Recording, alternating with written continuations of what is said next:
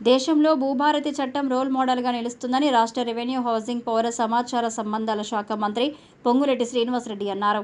ప్రతి రైతుకు భరోసా, భద్రత కల్పించాలని ఎన్నో రాత్రులు నిద్రపోకుండా మేధావులతో కలిసి భూభారతి చట్టాన్ని రూపొందించడం జరిగిందని ఆయన తెలిపారు.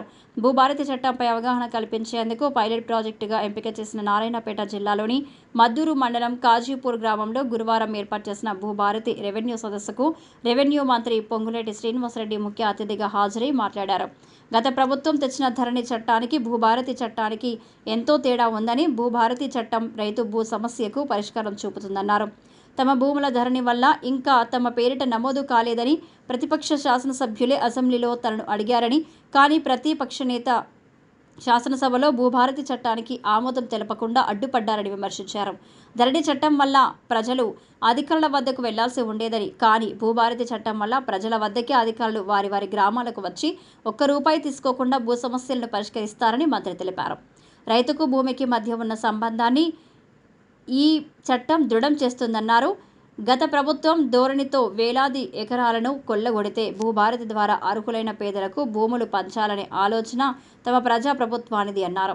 అసైన్డ్ భూములకు కూడా హక్కులు కల్పిస్తామన్నారు. గత ప్రభుత్వం రెవెన్యూ వ్యవస్థను, వీఆర్ఏ, వీఆర్ఓ వ్యవస్థను కుప్పకూల్చిందని, కానీ ఈ ప్రజా ప్రభుత్వంలో గ్రామానికి ఒక రెవెన్యూ అధికారిని నియమించి అర్హులైన వారిని మళ్లీ తీసుకొచ్చి గ్రామాల్లో ఎలాంటి భూ సమస్య ఉన్నా అక్కడే పరిష్కారం చూపిస్తామన్నారు. కోర్టులో లేని ప్రతి భూ సమస్యను పరిష్కరించడమే భూభారతి ముఖ్య ఉద్దేశమన్నారు.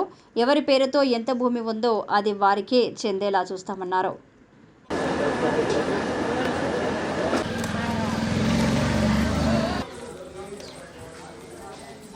జిల్లా నారాయణపేట జిల్లా కొడంగల్ కాన్స్టిట్యుయెన్సీ మద్దూర్ మండలంలో కాజీపూర్ విలేజ్లోనే ఒక పైలట్ ప్రాజెక్ట్గా ఈరోజు ప్రారంభించే భాగంగా నారాయణపేట జిల్లాలోని మద్దూర్ మండలాన్ని పైలట్ మండలంగా ఎంపిక చేశారు. పరిపాలనలో గొప్ప ఆశయంతో ప్రవేశపెట్టబడిన భూభారత పోర్టళ్లను మరియు రెవెన్యూ సదస్సు కార్యక్రమం జిల్లా యంత్రంగా మరియు ఉద్యోగుల సహకారంతో విజయవంతంగా నిర్వహించడానికి మేము కృషి చేస్తాం.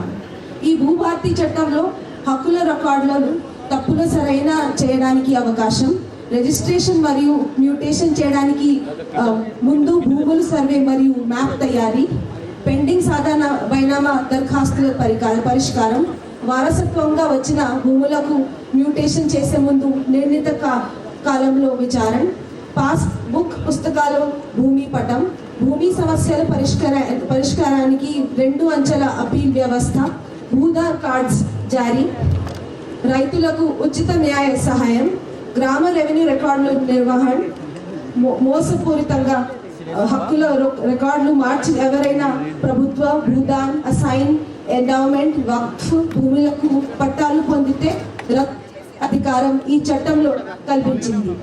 ఇప్పుడు అధ్యయనానికి పంపుతూ అక్కడెక్కడ సహచర శాసనసభ్యులు, మిత్రులు,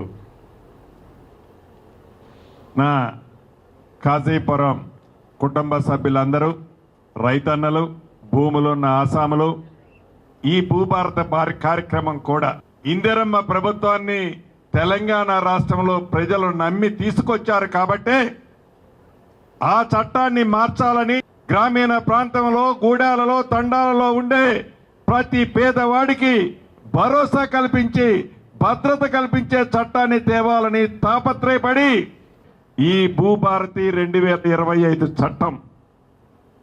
చట్టం చేయటమే కాదు, ఆనాడు 2020 చట్టానికి ఈ 2025 భూభారత చట్టానికి ఎన్ని తేడాలున్నాయో అటువంటి చట్టాన్ని ఏది ఏమైనా పేదవాడి కన్నీరికి, పేదవాడికి అండగా ఉండటానికి చేసే ఈ చట్టం ఇందాక అనేక అంశాలని ఈ చట్టం దేశంలోనే రోల్ మోడల్ చట్టం కాబోతుంది. ఈ చట్టంలోని ఒక 4-5 అంశాలను చెప్తున్నాం. 2020 చట్టం చేసే నాడు అధికారుల దగ్గరికి ప్రజలు పోవాల్సి వచ్చింది.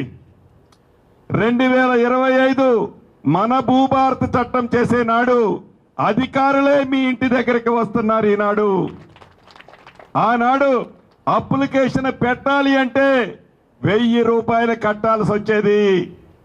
కాగితాలు, రాత అంతా మీరే చేయాల్సి వచ్చేది. ఈ చట్టంలో ఒక్క రూపాయి కూడా తీసుకోదు ఈ ప్రభుత్వం. మన ప్రభుత్వం అధికారులే మీ గ్రామానికి వస్తారు. అప్లికేషన్ల కోసం గత ప్రభుత్వం లాగా డబ్బే ముఖ్యం మాకనే విధంగా కాకుండా అప్లికేషన్లు ఫ్రీగా తీసుకొని మీ కన్నీరు, మీ బాధ, మీ ఆవేదన, మీకు ఆ భూమికి ఏదైతే బంధం ఉందో ఆ బంధాన్ని తీర్చేదే ఈ భూభారత చట్టం.